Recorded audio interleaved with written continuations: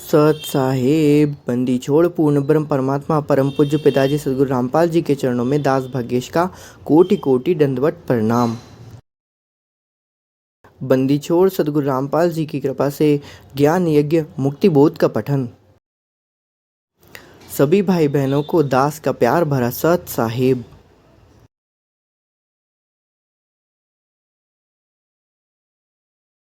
बंदी छोड़ सदगुरु रामपाल जी भगवान की जय। बंदी छोड़ जगत गुरु तत्वदर्शी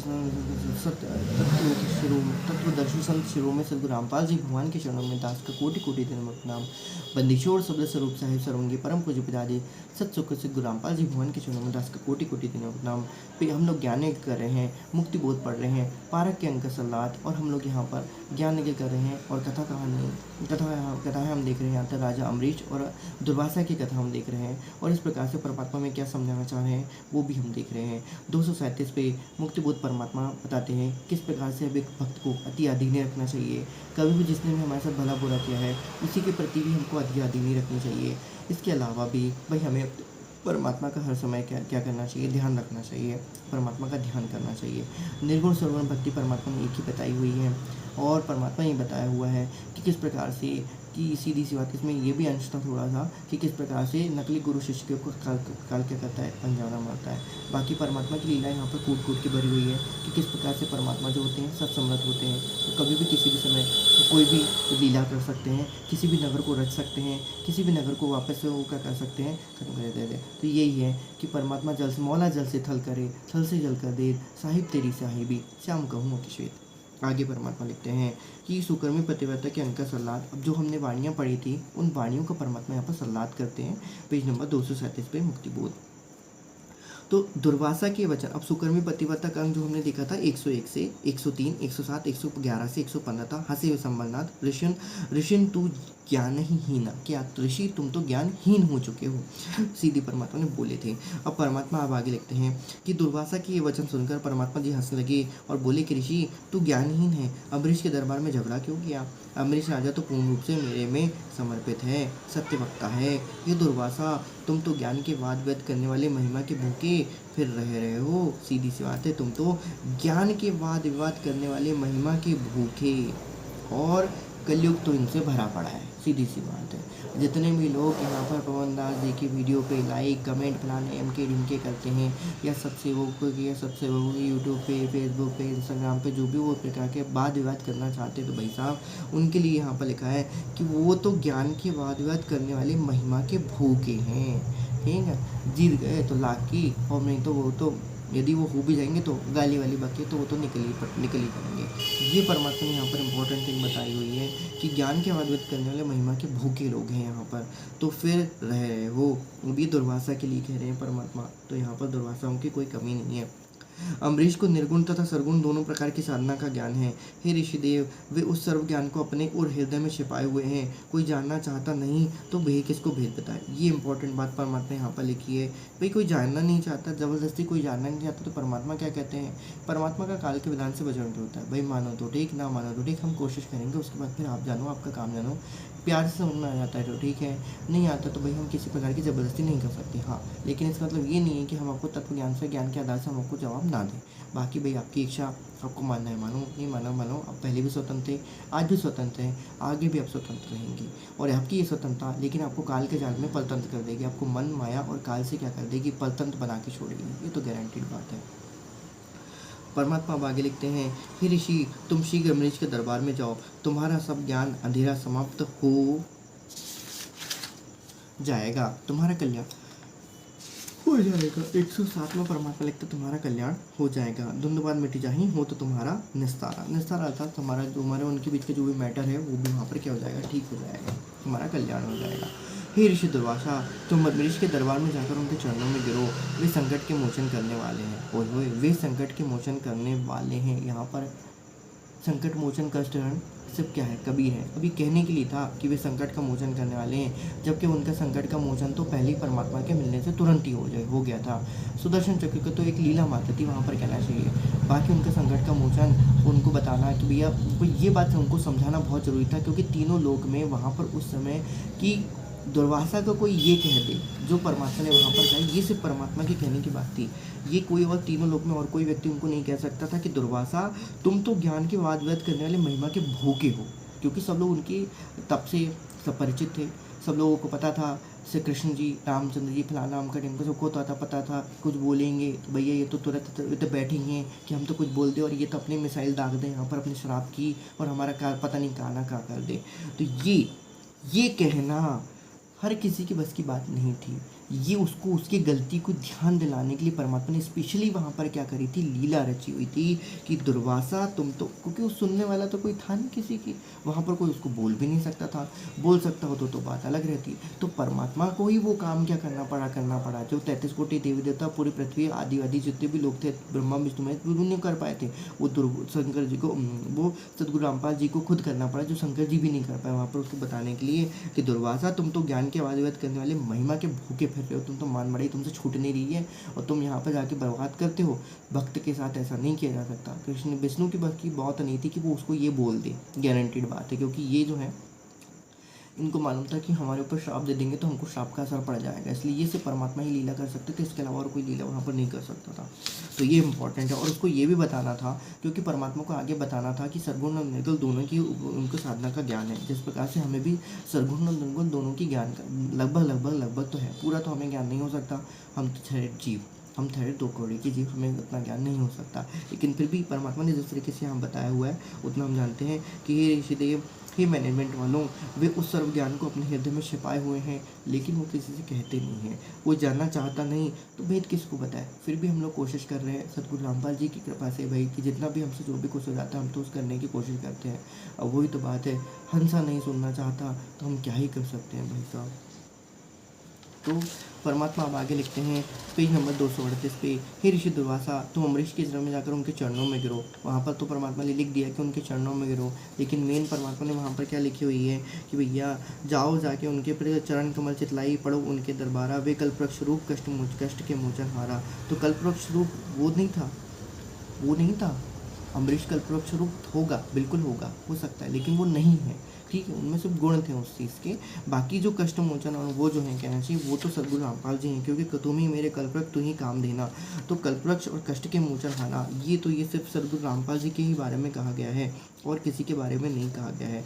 भले ही यहाँ पर परमात्मा ने उसको निमित्त मात्र बनाया है। तो ये है महिमा कर देना। और यही इसी के पहले में परमात्मा 237 नंबर की पहली लाइन में परमात्मा कहते हैं, परमात्मा भक्त की महिमा बनाते हैं, भक्त की महिमा बनाते हैं। फिर परमात्मा यहाँ पर लिख रहे हैं, तो फिर ये किसके बारे में लिख रहे हैं, तो भगत की महिमा बना रहे हैं। लेकिन कर कौन रहा है, करे करा ऐसा या मन में लग रहा है, दादू सिरधर अपना आप पे बगल हो जाए, सदगुरु सिरधर अपना आप पे बगल हो जाए। तो कहने के भाव है कि वे संकट के मोचन कौन है, वो सदगुरु रामपाल जी भगवान हैं। नहीं तो फिर हमारे पढ़ने का मतलब ही नहीं निकला, संकट मोचन का शरण सदगुरु सतकबीर आगे शरण थे। तो ये तो कहने का फिर मतलब ही नहीं निकला, यदि इतना भी नहीं समझ में आया तो। खैर, अब आगे परमात्मा क्या लिखते हैं, हाँ यहाँ पे प्रणाम करिए, उसके चरण धोकर पीने के लिए भी कहा है परमात्मा। हाँ, चरण कमल तुम धो पीवो अमृत दरबारा, तो वो भी परमात्मा ने वहाँ पर लिखा। और उसको दंडवत प्रणाम करने के लिए भी परमात्मा ने कहा था, क्योंकि ये जो काल होते हैं, काल को परमात्मा हमेशा क्या है, परमात्मा ने, आपने थोड़ा सा ध्यान दिया होगा तो शायद तक ध्यान नहीं दिया होगा, मुझे नहीं मालूम, लेकिन मैंने इस प्रकार से देखा था, जब पढ़ा था मैंने कहीं पे ज्ञान यज्ञ करते समय में पढ़ा था, उस समय जब परमात्मा ने इनको काल को कहना चाहिए, जब इसके पास जाने के लिए और रचना सामग्री कूर्म जी के पास जाने के लिए और रचना सामग्री मांगने के लिए कहा था, तो कूर्म जी के पास जाके उन्होंने क्या कहा था, उन्होंने काल को कहा था कि जाओ जाके तुम दंडवत प्रणाम करना और उसके बाद फिर उससे क्या कर लेना, मांग लेना, ठीक है, वो तुम्हें अवश्य दे देंगे। अब वहाँ पर कूर्म जी जो थे वो सदगुरु रामपाल जी कबीर के सतपुरुष के ध्यान में मगन में बैठे हुए कहना चाहिए। तो वहाँ पर जाके इसने अबद्धता करी थी, तो परमात्मा ने सोच लिया था कि इसके राज्य में कभी सुख नहीं रहेगा। तो वो इंपॉर्टेंट बात थी। तो वहीं पर ये परमात्मा फिर इसको भी वही बात कह रहे हैं कि ये काल के लिए स्पेशली कहा जाता है, क्योंकि जब दास ने वहाँ सतलोक परमात्मा उसको दास को ले गए थे, वहाँ पर दास ने देखा था कि ये जो दंडवत प्रणाम की विधि होती है, ये दंडवत प्रणाम की विधि सदगुरु को दंडवत प्रणाम किया जाता है, लेकिन वहाँ पर सतलोक में सदगुरु को दंडवत प्रणाम, सतपुरुष को दंडवत प्रणाम करने का ऐसा कोई विधान नहीं है, ठीक है। वहाँ की बात अलग है, यहाँ की बात अलग है। प्लीज़ इसको मिक्स मत कीजिएगा, क्योंकि ये आपके समझ से परे की बात है, आप उसको भी समझ में नहीं पाओगे। तो मैंने जो कहा उसको अभी यहाँ पर मेरे मुकम्मल से जो निकला उसको तो आप अभी रेट ऑफ कर दीजिए, उसको मत समझिएगा, क्योंकि ये आपको बहुत आखिर में पता चलेगा कि ऐसा क्यों है और क्यों नहीं है। इम्पॉर्टेंट थिंग बात है, मन के अहंकार को दूर करने के लिए परमात्मा ने दंडवत प्रणाम करने के लिए कहा है। बाकी आत्मा तो हमेशा हर समय से ही परमात्मा के लिए समर्पित है, वो परमात्मा के लिए दंडवत प्रणाम हमेशा से ही दंडवत, उनके चरणों कमल में तो ध्यान ही लगा रहता है। तो अब आगे परमात्मा क्या लिखते हैं कि संत गरीबदास जी ने अचला के अंग की वाणी, अब वो वही जो अचला की वाणी जो हमने 130 देखा था वो कहाँ गया, अचला के अंग की वाणी, अचला के अंग की वाणी कहाँ गई, पता नहीं, ध्यान नहीं आ रहा। हाँ, एक दुर्वासा के ऐसे बचे अमरीश के चोर, परमेश्वर बिच कर परे चक्र सुदर्शन जोर। परमेश्वर यदि बीच में नहीं पढ़ते, परमेश्वर अर्थात कबीर यदि यहाँ पर सदगुरु रामपाल जी भगवान यदि बीच में नहीं पढ़ते तो उसका तो वहाँ पर उस दिन सत्यानाश हो जाना तो तय था। वैसे सत्यानाश होता नहीं, उसका डराने धमकाने के लिए काम किया गया था यहाँ पर, ठीक है। तो वो तो ये अब आगे के लिखते हैं, संत अचला की वाणी के वाण का सारांश 130, 131, 32 लिखते हैं। संत गरीबदास जी बता रहे हैं कि दुर्वासा कैसे बच सकता था। वह तो एक महान आत्मा अमरीश का चोर था, यानी अमरीश की यथार्थ ज्ञान को सुनकर भी अपने को अहंकार का प्रदर्शन किया। ओए होए, तो अमरीश का चोर अर्थात चोर कहने का तात्पर्य परमात्मा ने यहाँ पर बताया है कि जो यथार्थ ज्ञान को सुनकर भी अपने अहंकार का प्रदर्शन करे वो तो चोर होता है।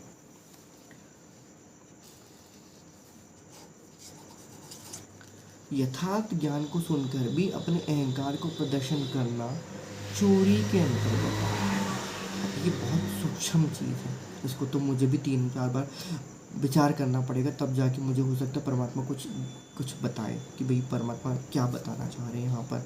बस इतना बस ध्यान रख दीजिए कि एक महान आत्मा अमरीश का चोर था, दुर्वासा कैसे बच सकता था। कहने का तात्पर्य ये है कि जो साध संगत वालों से, जो सदगुरु के भक्तों से, जो उसके ऊपर, जो सदगुरु रामपाल जी के ऊपर, रामपाल जी पर पूर्ण रूप से समर्पित हैं, उन्हीं के लिए करते हैं। और जो जगत वाले भाई गंदे भद्दे कमेंट्स करते हैं, ज्ञान सुनने के बावजूद भी ज्ञान सुनना नहीं चाहते, उसके बावजूद भी अहंकारवश वो अपनी पुरानी परंपराओं को, पुरानी रूढ़ी को, पुरानी अज्ञान को क्या करके रहते हैं, हृदय से पकड़ के रखे हुए उन लोगों ने, परमात्मा ने उनको बताया कि भैया वो तो हमारे चोर हैं, वो अपने अहंकार का प्रदर्शन करना नहीं छोड़ सकते, तो मेरे साथ चोर।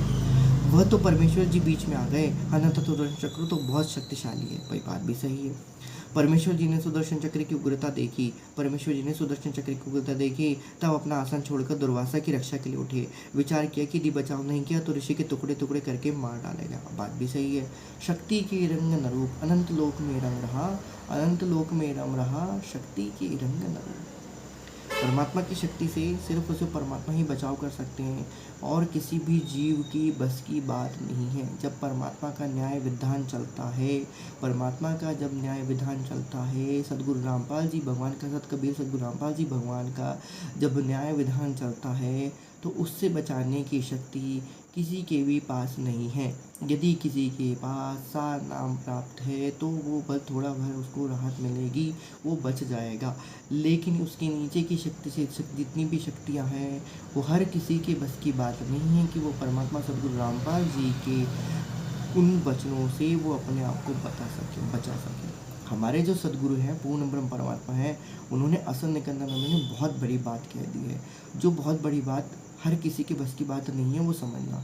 परमात्मा ने क्या कहा है कि ये जो असुर निकंदन मैणी है, ये सभी देवी देवताओं से आपको प्रोटेक्शन करने का एक वो बताया। और उसमें फिर परमात्मा पहली वाणी में क्या लिखते हैं, सत्य पुरुष समृत ओमकारा, अदली पुरुष कबीर हमारा। अर्थात परमात्मा के बनाए हुए न्याय विधान से भी यदि आपको कोई बचा सकता है तो सदगुरु की इन्हीं वाणियों का, और इन्हीं वाणियों के जो परमात्मा ने बताया हुआ था कि भाई साहब ये आपको सभी प्रकार का प्रोटेक्शन देंगे।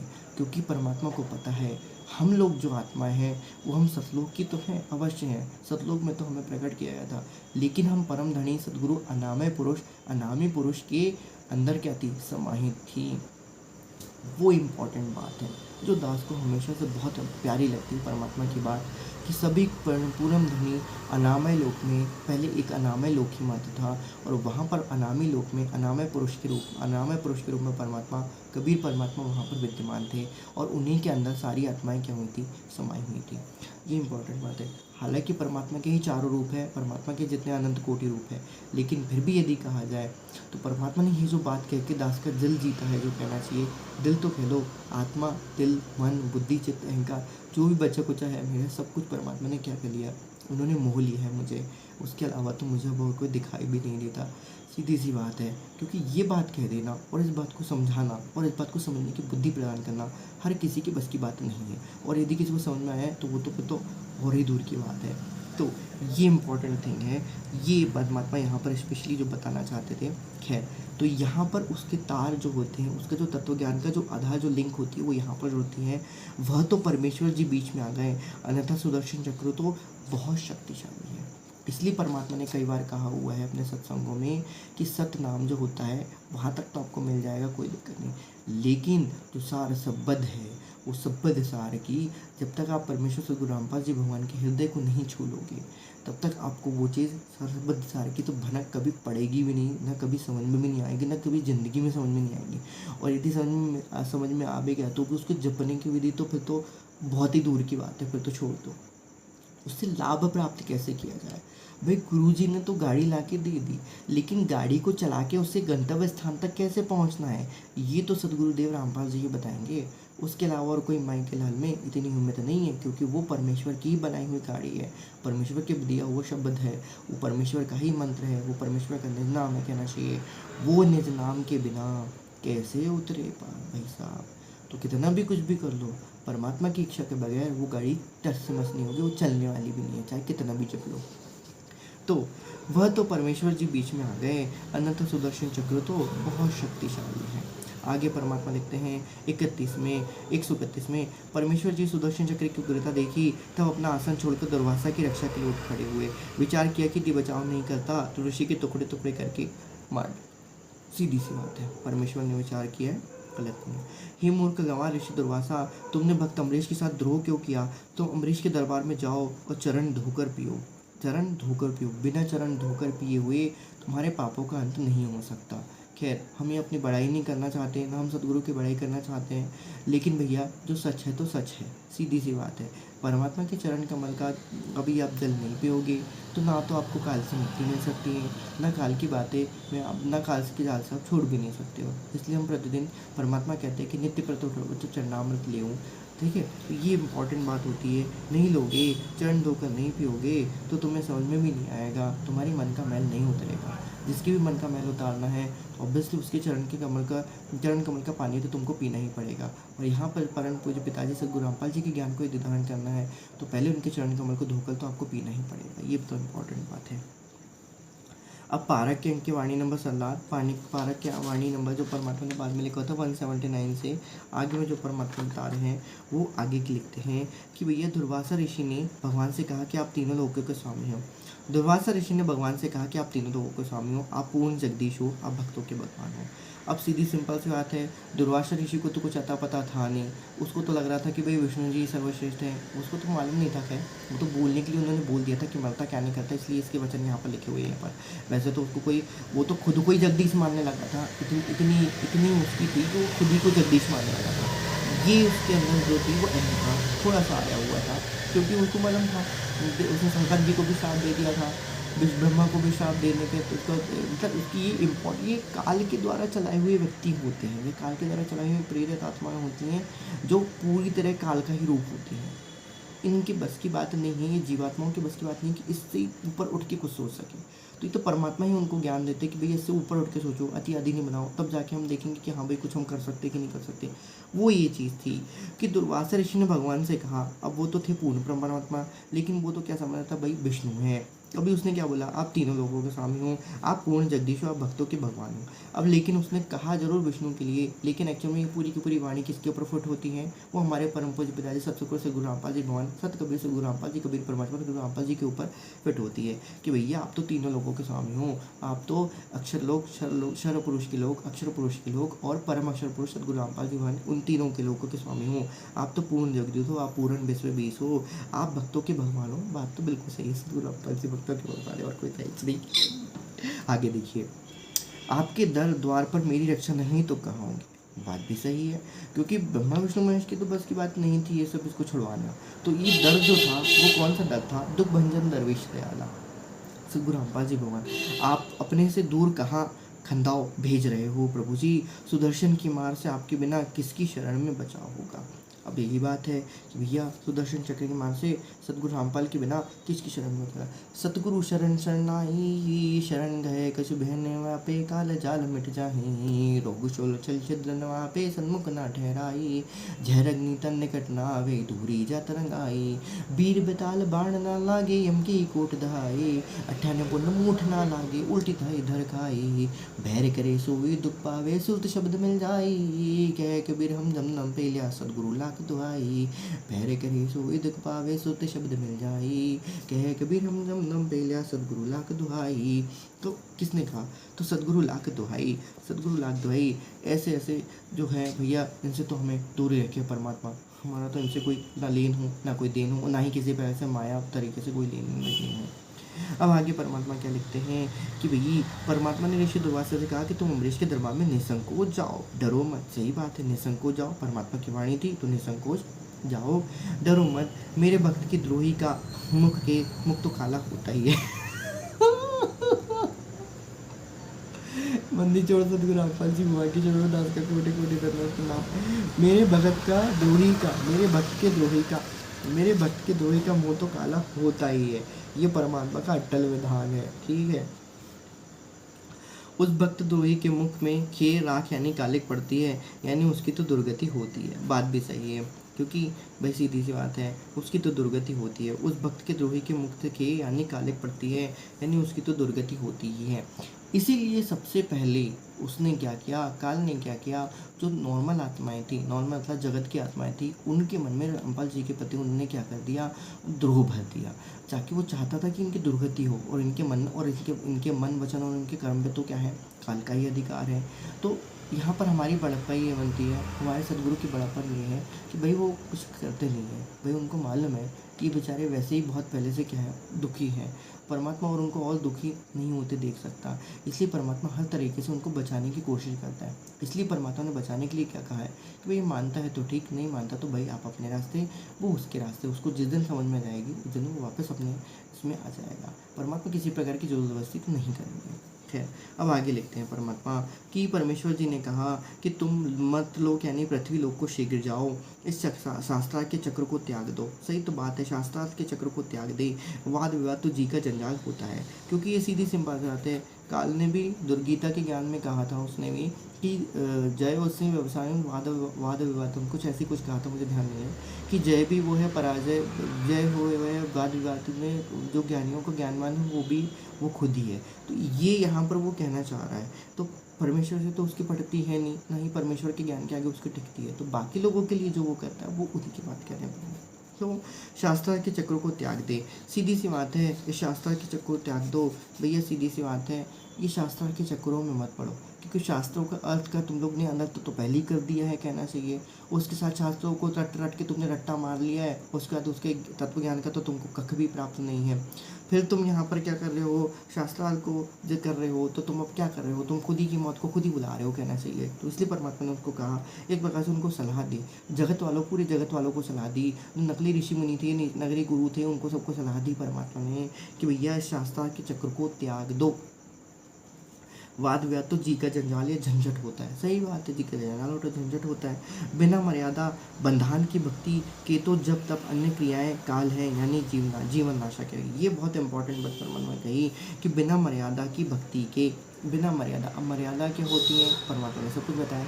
जैसे आप सतलोक में रहा करते थे, जैसे आपके सतलोक में आचार विचार व्यवहार था, वो सारी की सारी यहाँ पर मर्यादाओं के रूप में क्या हो गई, अवतरित हो गई हैं।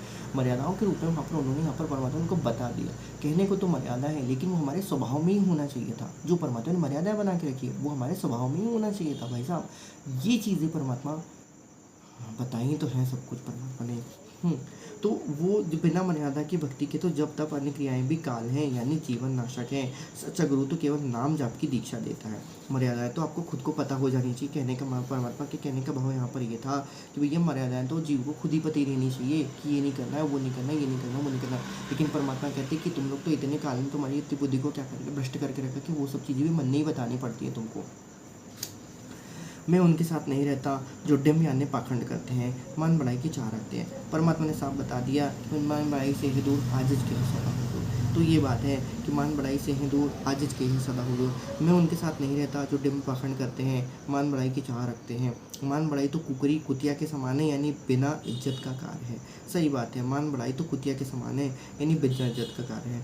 परमात्मा के दरबार में इज्जत ना रही तो आत्मा गली की कुतिया के समान है। सीधी सी बात है भाई, इज्जत तुम कहाँ चाहते हो, मान मर्यादा तुम जगत वालों से चाहते हो, जबकि तुम्हारी इज्जत कहाँ होनी चाहिए, परमात्मा के दरबार में होनी चाहिए। परमात्मा का सम्मान तुमको प्राप्त करना चाहिए, परमात्मा की मान मर्यादा तुमको प्राप्त करना चाहिए, और नहीं तो तुम्हारी कुतिया के समान है, तुम्हारी आत्मा गली की कुतिया के समान है। जो पाखंड करते हैं, अन्य को नीचा दिखाते हैं, उनकी यमती दूध छाती तोड़ते हैं, यानी बुरी तरह मार मारते हैं। सीधी सी बात है, परमात्मा ने सारे जितने भी अज्ञानी ऋषि कुति धर्मगुरु थे, जो भी उनके पीछे चलने वाले जो उनके फॉलोअर्स थे, और जो भी उनके साथ उनके लिए उनके कहने वाले जो उनके भगत होते हैं, जो यहाँ पर फुकट में कमेंट करते रहते हैं फेसबुक इंस्टा वगैरह पे, उनके लिए परमात्मा स्पेशली यहाँ पर लिखते हैं कि भैया जो पाखंड करते हैं, अन्य को नीचा दिखाते हैं, उनकी यम की दूध छाती तोड़ते हैं, यानी बुरी तरह मार मारते हैं। पता नहीं इन लोगों की क्या दुर्गति होगी, तो ये तो परमात्मा ने लिख ही दिया है, ये तो लिखा जाए तो उसका कम है, परमात्मा ही हमेशा कहते हैं। दुर्वासा ऋषि लौटकर राजा अम्बरीश के दरबार राजभवन में गया, मरता क्या ना करता, सुख में सुमरण ना किया, दुख में किया यादी, कह कबीरदास दास की कौन सुनी फरियादी। काल प्रेरित आत्मा को काल प्रेरित, इसी तरीके से काल प्रेरित आत्मा को काल क्या करता है, दुर्गति के भंवरजाल में डाल देता है। ठीक है, ये दुर्गति कौन कराता है, ये दुर्गति करवाता है काल, मन करवाता है। पहले तो वो करवाया उसने, धतकर्म करवाया। भैया चुपचाप तुम अपने घर में खाते काय को, जाके उस भगत के यहाँ पर पंचायत तुमने करी कहना चाहिए। अतिथि आ गया था तो उसने अपने भगत विधान के अनुसार जो भी उसे सब उसका था उसने काम किया। तुमने क्यों वहाँ पंचायत करी कि देर से आए जल्दी आ गए, अरे भाई चुपचाप जल्दी आ जाते, खाना खा पी लेते भाई, तुम अपनी रुकती का सामना करनी। तुम्हें तो मान बढ़ाई की कुतिया लगी हुई थी, तुम्हारे मान बढ़ाई का क्या लगा हुआ था, तुम्हारे पास प्रेत लगा हुआ था, मान बढ़ाई का प्रेत, तो वो तुमको छुड़वाना था। कोई बोलने में सक्षम नहीं था, परमात्मा को बताना पड़ा। ये कहानी में परमात्मा को इतनी लंबी खींचनी पड़ी। अतः कथा तो 2 वक्त की थी, 2 सेकंड की थी, 2 सेकंड में काम हो जाता, इतना लंबा पंचायत काम नहीं होती। ठीक है, तो ये बात थी।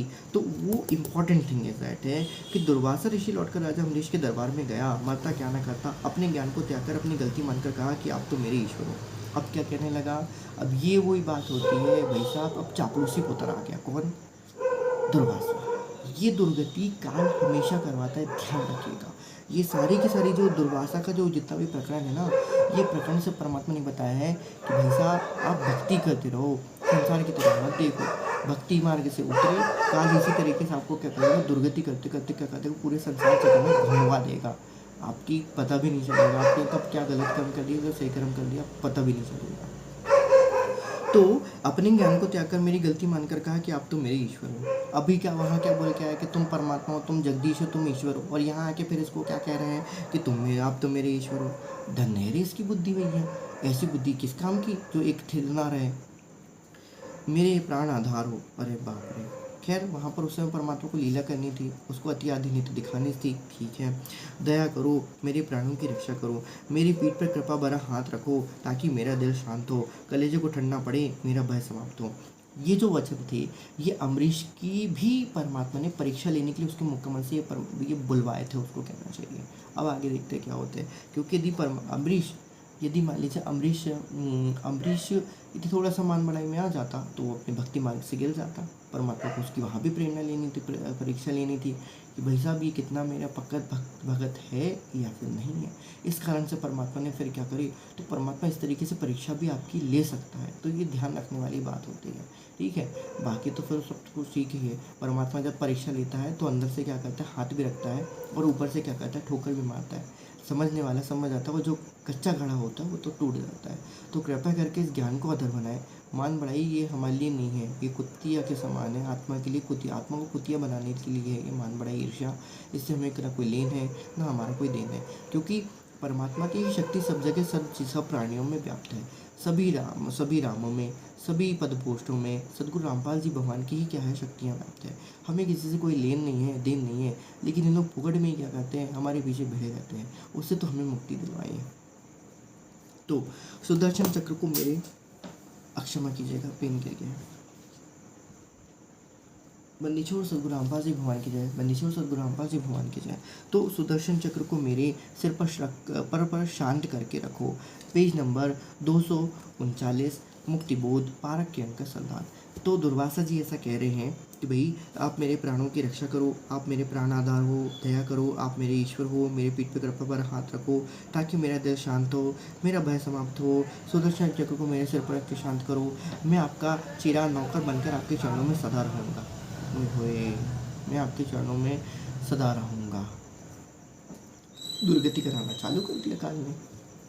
मेरे जीवन की रक्षा करो, मेरे प्राण श्वास बख्शो तथा भक्ति कर।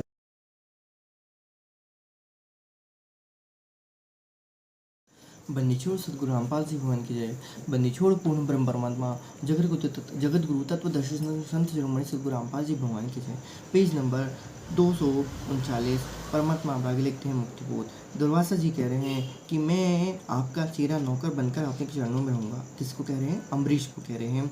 मेरे जीवन की रक्षा करो, मेरे प्राण बख्शो तथा भक्ति का दान दो। अब उस गधे को ये समझ में नहीं आई कि भक्ति का दान देने का अधिकारी तो सिर्फ और सिर्फ पूर्ण ब्रह्म परमात्मा सद्गुरु रामपाल जी भगवान होते हैं, जो वहाँ पर उन्होंने परमात्मा ने लीलामय तरीके से वहाँ पर परमात्मा ने विष्णु लोक के पूरा माया, वहाँ पर विष्णु लोक की माया, वहाँ पर परमात्मा ने, अब परमात्मा की माया है तो वो सत की माया होगी, ये बात ध्यान रखिएगा। तो वहाँ पर परमात्मा ने क्या किया था, विष्णु लोक में जब विष्णु लोक रचा था, वहाँ पर उसे भक्ति का दान मांगना था।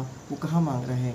यहाँ पे मांग रहा है। ठीक है, इसमें उसको कोई दिक्कत नहीं है। परमात्मा तो सिर्फ उसको आदि नहीं सिखाना चाहते थे, क्योंकि परमात्मा को मालूम है कि बेचारा कहीं ना कहीं काल का मारा फेरा पड़ रहा है, कहना चाहिए, इसलिए उसको बचाने की परमात्मा ने प्रयास किया था। आगे देखिए परमात्मा अब आगे क्या लिखते हैं। ऋषि दुर्वासा की दशा देखकर अम्बरीश हंसने लगे और प्रसन्न चित्त से ऋषि दुर्वासा से बोले कि हे ऋषि जी, आप तो मुझे प्राणों से भी प्रिय हो, मैं आपका दास हूँ। ये थी अति अधिनी जो कि हर एक भक्त में होने चाहिए। सही बात है। अम्बरीश ने सुदर्शन चक्र को आग की लपटें छोड़ रहा था, हाथ से पकड़कर शांत करके दुर्वासा को अपने पास बैठाया। दुर्वासा जी के ऊपर मेहर करी, कहा कि भक्ति भाव से रहा करो, मान बढ़ाई में जीवन नष्ट ना करो। बंदीछोड़ जगत गुरु तत्वदर्शन सद्गुरु रामपाल जी भगवान के चरणों में दास का कोटि कोटि दंडवत प्रणाम। मान बढ़ाई में जीवन नष्ट ना करो। अब पेज नंबर 239 में ही आगे परमात्मा लिखते हैं 112 सुकर्मी पतिव्रता के अंक की वाणी 112 से 115 का परमात्मा यहाँ पर सारांश लिखते हैं। सुकर्मी पतिव्रता का अंक 112 से 115। हाँ, जब लगी चले बेचारे चूक हमारी ही निकसी, तो ये 112 से 115 और बाकी का हमने पूरा पढ़ा हुआ था। आगे देखते हैं हम क्या लिखते हैं। तो 112 से 115 में सारांश में लिखते हैं, जब परमेश्वर जी ने ऋषि दुर्वासा जी से स्पष्ट कह दिया था कि आप अमरीश के दरबार में जाओ। परमेश्वर जी ने, सद्गुरु रामपाल जी भगवान ने, कबीर परमात्मा ने वहाँ पर ऋषि दुर्वासा से कह दिया था कि आप अमरीश के दरबार में जाओ, वे क्षमा करेंगे तो आपकी जान बचेगी, अन्यथा काल सिर पर नाच ही रहा है। सही बात है। तब ऋषि दुर्वासा को भीड़ी धरती हो गई, यानी संकट में गिर गया। भीड़ी धरती होना यानी संकट में गिर गया और विचार किया कि मेरी ही चूक गलती हो गई। सुदर्शन चक्र पीछा नहीं छोड़ रहा है, अब तो राजा अमरीश ही पीछे छुड़वाएगा, वही जीवन दान देगा। हालांकि जीवन दान तो परमात्मा ही दे सकता है, वहाँ तो सिर्फ एक लीला करना था, अति आदि ने बस उनको दिखाना था। राजा अमरीश बोले कि हे सुदर्शन, ए दुर्वासा देव जी, मैंने कुछ नहीं किया। सही बात है, क्योंकि वो उसने कुछ किया नहीं था। खैर, ये तो उनकी, लेकिन ये भाव हमारे अंदर भी होना चाहिए कि भैया हम कुछ नहीं कर सकते, करे करे ईसाइयाँ मन में लहर उठाए, दादो सिलधना अपना आप पे बगल हो जाए। ये सब मान बढ़ाई हमारी नहीं है, एक्चुअल में हमारे लिए है नहीं। परमात्मा ने हमारी महिमा किसी के लिए कर ली है, तो परमात्मा ने हमारी महिमा नहीं करी है, एक्चुअली परमात्मा के गुणों की महिमा हुई है। वहाँ पर परमात्मा की जो विचार हैं उनकी महिमा हुई है, हमारी महिमा नहीं हुई है वहाँ पर। ये बात ध्यान रखिएगा। हम पहले भी वही थे, आज भी हम वही हैं। हमारी दो कौड़े की भी औकात नहीं है। वो तो हमने थोड़ा सा ज्ञान परमात्मा का क्या कह दिया तो लोग बाग हमसे क्या करने लगे, प्रेम करने लगे, हमें मान सम्मान देने लगे। तो भाई साहब, ये मान सम्मान आपका नहीं है, ये मान सम्मान हमारे परम पूज्य पिताजी सद्गुरु रामपाल जी का ही है, और वही इसके सच्चे अधिकारी हैं। ऐसा है। तो परमात्मा हम आगे लिखते हैं, मेरा कुछ नहीं किया, आपने जैसा किया उसका फल ही मिला। सही बात है, आपने जैसा किया उसका फल ही मिला, इसमें मेरा कोई दोष नहीं है। सीधी सी बात है। मतलब आप ही ने जो कुछ किया सब आपने किया, आपने गड़बड़ फैलाई, आपने ही क्षमा याचना करी, जो भी कुछ किया आपने ही किया, हमने कुछ नहीं किया। ऋषि दुर्वासा ने निवेदन किया कि मेरी रक्षा करो, सुदर्शन चक्र को शांत करो। राजा अम्बरीश ने सुदर्शन चक्र को शांत करके ऋषि को पकड़ा दिया, बोला कि ले तेरी मिसाइल फिर गलती ना करना। तब ऋषि दुर्वासा की जान में जान आई और अम्बरीश को आशीष दी कि धन्यवाद, आप प्रवीण विद्वान हो, महापुरुष हो। अभी क्या कह रहा था, विद्वान हो, महापुरुष हो। अब जब काम निकल गया तो विद्वान बन गया, महापुरुष बन गया। नहीं तो पहले तो भगवान है, ये है, वो है। अब यही तो काल ने क्या कहा, कुत्ते की तरह फैला देता है। काल कुत्ते की तरह क्या करता है, नचाता है। माया कुतिया की तरह क्या करती है, नचाती है जीवात्मा को। इसलिए परमात्मा कहते हैं, सत्संग में एक से एक साधु, झुरकी तले ने डाली, कहना चाहिए। सत्संग में जो आया 84 में फिर ना जाया। तो ये इम्पोर्टेंट बात थी। बंदी छोड़ सदगुरु रामपाल जी भगवान के चरणों में दास का कोटि कोटि दिनों प्रणाम। अब दुर्वासा तथा अम्बरीश की कथा का सारांश अब हम आगे परमात्मा ने जो बताया है वो हम किसी अगली वीडियो में कंप्लीट करेंगे। बंदी छोड़ सदगुरु रामपाल जी भगवान की जय। बंदी छोड़ पूर्ण परम परमात्मा शब्द स्वरूप साहित्य स्वरूप परम पूज्य पिताजी सदगुरु रामपाल जी भगवान की जय। बंदी छोड़ सदगुरु रामपाल जी भगवान की जय। बंदी छोड़ पूर्ण परम परमात्मा जगत गुरु तत्वदर्शी सदगुरु रामपाल जी के चरणों में सभी समस्त सत्सेवकों, सभी सत्सेवकों का कोटि कोटि धन्यवाद प्रणाम। सभी सत्सेवकों को दास का प्यार भरा सत साहेब छोड़ सदगुरु रामपाल जी भगवान की। एक घड़ी आधी घड़ी, आदि में पुनियाद, कबीर संगत साधु की कटे कोटि अपराध।